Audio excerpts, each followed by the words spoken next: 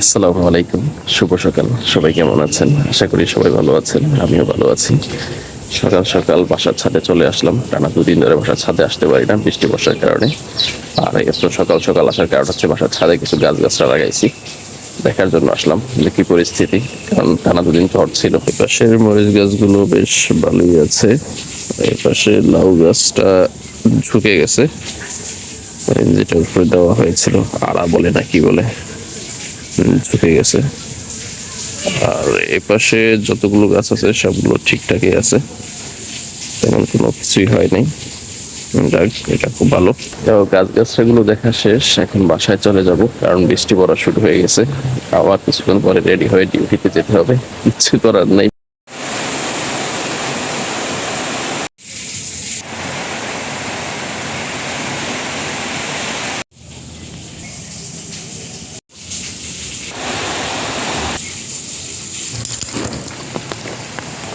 বাহিরে টিপ টিপ বেশ ভালোই বৃষ্টি পড়তেছে, আর এই বৃষ্টি বর্ষার মধ্যে দিয়ে ছুটে চললাম ডিউটির দিকে। কিছু করার নেই, কারণ যেহেতু আমরা চাকরি করি বা যারা দিন মজুরে আছে, পরিবার চালাতে হবে, চাকরি টিকাতে হবে, এই চিন্তা ভাবনা মাথায় রেখেই ডিউটির দিকে যেতে হয়।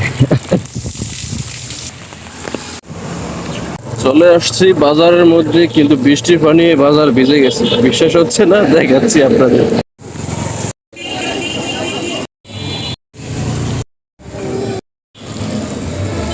সারাদিন ডিউটি শেষে মাত্র বাসায় ফিরছি।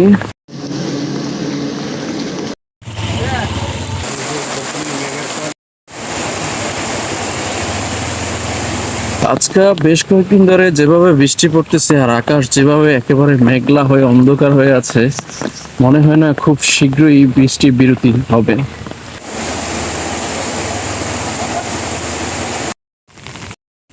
এই বৃষ্টির মধ্যে দিয়ে ডিউটিতে যেয়ে একেবারে বেঁচে ঘুরে একাকার অবস্থা। কি আর করার, কর্ম যখন করি, চাকরি যখন করি, বৃষ্টি বর্ষা ঝড় তুফান যাই হোক, এর মধ্যে দিয়ে যেহেতু ডিউটিতে করতে হবেই, কিছু করার নাই।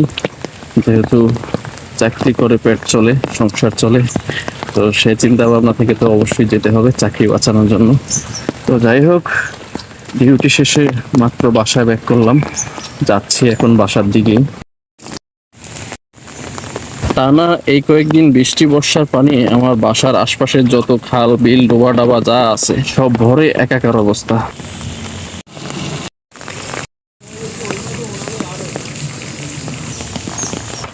তো যাই হোক বন্ধুরা, বাসার কাছাকাছি চলে আসছি। সকাল সকাল একবার এই ছাদের গাছগাছরাগুলো দেখার জন্য আসছিলাম, যে গাছগাছরাগুলো কি অবস্থা, সবকিছু ঠিকঠাক মতো আছে কিনা।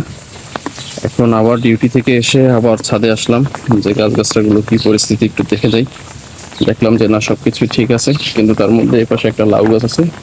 লাউ গাছটার আড়াটা একটু ঝুঁকে গেছে, সমস্যা নেই, পরে সবকিছু ঠিকঠাক করে দেবো। কড়া শুকনো হইলে মনে হয় না, কড়া শুকনো এর মধ্যে দিয়ে ঠিকঠাক করতে হবে। তো যাই হোক, কি আর করার, এই হচ্ছে অবস্থা। আজকের ভিডিওটা এই পর্যন্তই। সবাই ভালো থাকবেন, সুস্থ থাকবেন। আল্লাহ হাফেজ, এন্ড টেক কেয়ার। আসসালামু আলাইকুম।